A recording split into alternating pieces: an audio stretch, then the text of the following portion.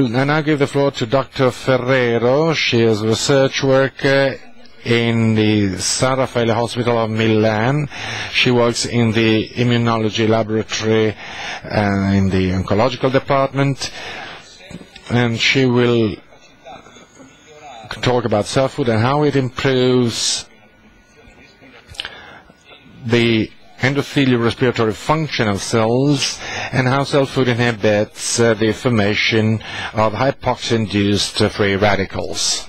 Dopo un ciclone, mi hai lasciato una bella eredità. Comunque, ringrazio innanzitutto il padrone di casa per avermi dato l'opportunità di presentare i nostri risultati. Thank you for giving us the opportunity to present our results with the aim of expanding on the different hypotheses that have been put forward so far. I think that the target of our research is the endothelial cell. Adjacent endothelial cells form the endothelium, which represents the coating of all vessels. This anatomical definition of the endothelium includes a number of features. In fact, being located at the interface between the blood and the underlying tissues, I'm not able to use the mouse. Can you help me, please? Asks the speaker. The endothelium is always exposed to two different microenvironments, and that selectively and rationally must be kept separated. The endothelium, under physiological conditions, the quiescent endothelium, behaves such as an input-output device, as a kind of computer, storing, processing and reproducing a number of questions that have been summarized on this slide. If you're not familiar with these analyses, I can tell you that the endothelium, depending on the stimulus that it comes in contact with, reprocesses and reshapes itself. This is HAV8, which is the etiological agent of Kaposi's sarcoma, affected endothelial cells when there's hypoxia, exposure to a pro-inflammatory agent or to drugs. The shape changes. There is upregulation or expression of new pro-inflammatory or pro-adhesive molecules, and there is a new expression of new molecules. The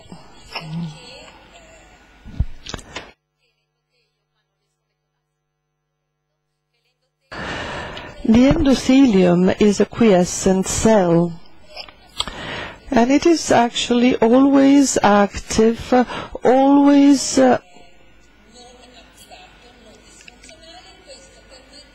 in order to maintain its own homeostasis and to control the homeostasis of the tissues and the blood. The under quiescent conditions,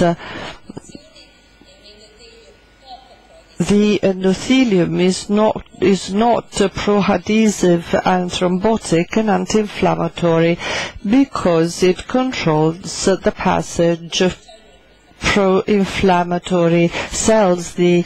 Whereas an activated endothelium, and here I mentioned hypoxia because it's been mentioned a lot today and I will dwell on it, the excessive generation of ROS and other elements make the endothelium dysfunctioning. Is a vasoconstricted endothelium promoting migration of inflammatory cells and becoming pro-inflammatory.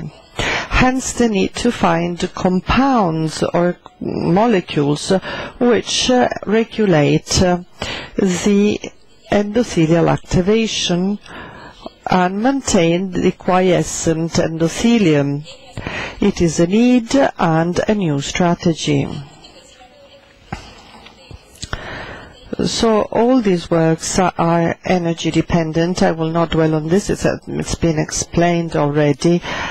Endothelial cells have the Warburg effect, so they can glycolyze in the presence of oxygen. So there is ATP generation because all functions are ATP dependent, and we know that the powerhouse of energy is the mitochondrium. The endothelium reprocesses information accumulated from both sides, and this information is re-expressed in a non-integrated or linear form, because the answer is not either yes or no. There's a whole spectrum of responses provided by the endothelium depending on the stimulus, on where the event occurs, and on the concentration of the stimulus itself.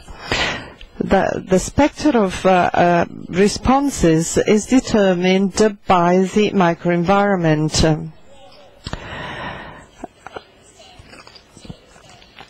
We know that the information came from studying cancer. Microenvironment affects the cell behavior, and by this I mean the physical properties, the skeleton, the scaffold composition of the tissue, its deformability, the cell-to-cell interaction, the cell-to-matrix interaction, mechanical stresses, growth factors, and cytokines affect the cell behavior as well as the response to drug. And this is very important.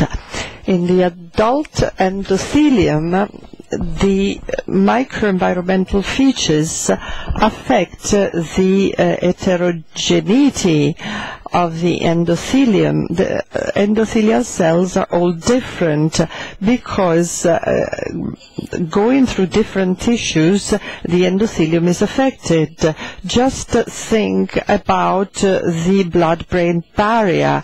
It is an absolutely in contact endothelium, whereas in other types of endothelium there are some differences.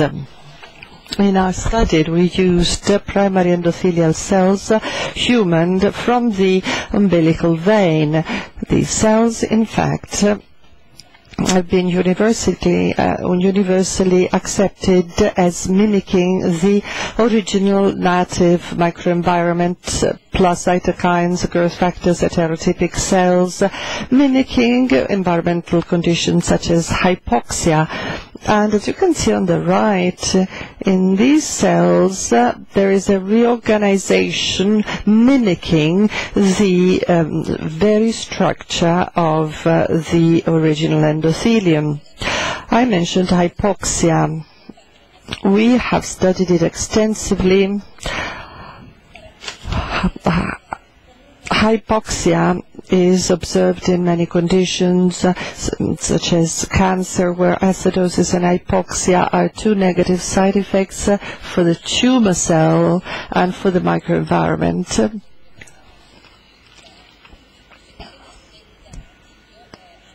And that happens in allergies as well. Hypoxia is mediated by the hypoxia-inducible factor and the conditions of anormoxia. Since oxygen is the substrate, there is hydroxylation and ubiquitation and brought to the protosome where it's degraded. So there is this process. In conditions of hypoxia with no oxygen substrate, there is HIF is not degraded but accumulated in the cytoplasm, where it binds to HIF-1 beta, and they both translocate to the nucleus, where they bind specific sequences, and this leads to gene transcription, which generates angiogenic switch in the endothelium because they're synthesized. There are angiogenesis supported molecules. Then there's chronic exposure to hypoxia cause ROS overproduction, which in turn lead to dysfunction, endothelial dysfunction. Documentata la risposta dell'endotelio perché l'endotelio We have endothelium is very sensitive to variations and oxygen fluctuations. Here we can see confocal microscopy analysis. If you're not familiar with this, the confocal microscopy is a kind of CT scan applied to cells, because cells are axially dissected at different levels and different depths. Under conditions of hypoxia, the endothelium forms these networks, these structures that are very complex, which are supported by EGFs. And there is an upregulation of GLUT1, which is a glucose transport receptor. By exposing the endothelium, culturing endothelium in oxygen-deficient conditions, as I described to you, the conditions are created to activate angiogenically the endothelium, to obtain an angiogenic endothelial activation.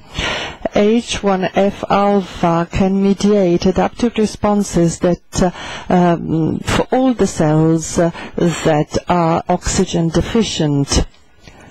We need to find molecules and compounds that can have an anti-hypoxia activity, regulating the hypoxia-dependent activation of the endothelium. And this, of course, can be a very important therapeutic strategy. This can be done by generated HIF1 alpha inhibitors or interfering molecules. I will not dwell on all this because we've seen all this already. Our general goal was understanding whether treatment with cell food can increase the mitochondrial activity and eliminate the ROS. So if that can be considered as an effective treatment to be applied to patients in clinical work. So our goal was assessing the specific selective action of cell food on the respiratory metabolism of endothelial cells, ROS generation and HIF pathway. Increasing concentrations of cell food were examined to check for toxicity. At 24 hours, there's no toxicity induced by cell food, and cell food can actually bring about an improvement. This test is performed with annexin 5. So as we can think that cell food can contribute to maintain the cell membrane intact. The cell food can maintain the endothelial shape, which changes immediately if there's an endothelial activator. Cell food is able to maintain cell morphology. The cells remain adhesive, which is another sign of very good endothelial viability. If the cells are not adhesive, this is a sign of suffering and programmed death. pH doesn't change. In fact, it actually remains stable. So we're back to acidosis. Our goal was studying cell food action on endothelial cell respiratory capacity. Cells that had been cultured for a long time with cell food. In order to do so, we used the classical method that was modified by Fulgenzi. So we used an in vitro method to check the breathing capacity of adhesive cells. So the cells were monitored. As you can see on the left, that were monitored for 15 minutes. Breathing was monitored after one administration of cell food, and there was a shift. The cell was consuming more oxygen immediately. The oxygen delta was considered as a breathing parameter. The mitochondrial efficiency, as previously shown by Dr. Mariani with the mitotracker, which is a dye that specifically and selectively binds intact and active mitochondria. The mitochondrial activity is perfectly preserved or even improved. It is a qualitative analysis. Same applies to long exposure. In this case, cell food administration was carried out according to the manufacturer's instructions. So the endothelial cells were cultured for 8 days with progressively increasing doses of cell food. Viability is indicated in green, very well preserved in time, as is mitochondrial activity. Breathing is improved, a peak is reached after 8 days. So the cell and the mitochondria have improved their breathing potential. The mitochondrial function is preserved, and an ATP can be produced. So ATP production is increased versus controls with immediate peaks at 3 hours and again 8 days. Lactic acid is produced, so there's no acidosis. So cell food can actually cause a metabolic shift from glycolysis to the mitochondrial pathway. Can cell food have an impact on ROS production and generation? Is that induced by hypoxia, which was the original issue that we wanted to study? Exposure to hypoxic environment of the cells for 24 hours increased generation and production of free radicals. Presence of cell food, and that was shown in 4 experiments, led to a reduction in expression. This is an original finding.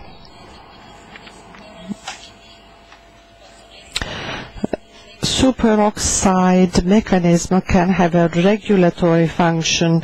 So we looked at the expression of MNS-SOD because this paper had been published which showed the link between endothelial dysfunction during chronic heart failure in mice and NMS-SOD protection, which is the protective enzyme expressed by mitochondria.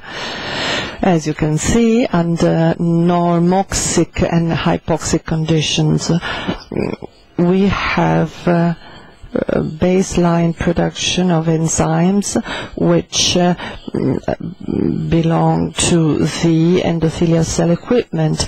But when cell food is present, all cells upregulate MNS-SOD. So there is an increase in the antioxidating enzyme level. Talking about hypoxia, we needed to look at the expression and regulation of HIF, which is its regulator or its mediator, and the glycolytic response. Under conditions of hypoxia, there is increased HIF-1 alpha expression increased. We can see that very clearly, individually in each cells. We can see the nuclei. This is the translocation. This nucleus translocation, this is a qualitative analysis, not a quantitative analysis, but this is inhibited but by cell food. Cell food can completely inhibit the expression of GLUT1. And here we have the shift from oxygen deficiency to glycolysis. So undoubtedly, cell food significantly interferes with the hypoxic response. Specific conclusions: cell food can preserve the mitochondrial activity and increase oxygen consumption, sustain ATP generation, inhibits ROS formation, interferes with HIF-1 alpha. So cell food, and this is the important finding, can preserve endothelial quiescence, can preserve all activation and dysfunction mechanisms induced by hypoxia in the endothelium. All these results and findings have been summarized in this work. The scientific community has been looking for molecules and compounds that are able to maintain homeostasis, quiescence, and non-activation of the endothelium. We think that cell food may play a role in this mechanism. What about the future prospects? Hypoxia can induce endothelial angiogenesis, which is associated with tumors. Major efforts should be put into preventing tumor-associated angiogenesis, preventing supply of nutrients and oxygen to the tumor cell. Angiogenesis is an extremely complex system which includes different steps: rupture of the endothelial barrier. And here I was thinking about Zanella's comments, who showed that the blood-brain barrier in multiple sclerosis is altered, and this is a very significant effect that can be obtained with cell food if the barrier can be preserved. We certainly have endothelial proliferation, which is considerably inhibited during hypoxia. So the prospects are the following. We should know more about the anti-angiogenic response and try and see whether cell food can have an interference, and this is a possible prospect. Thank you.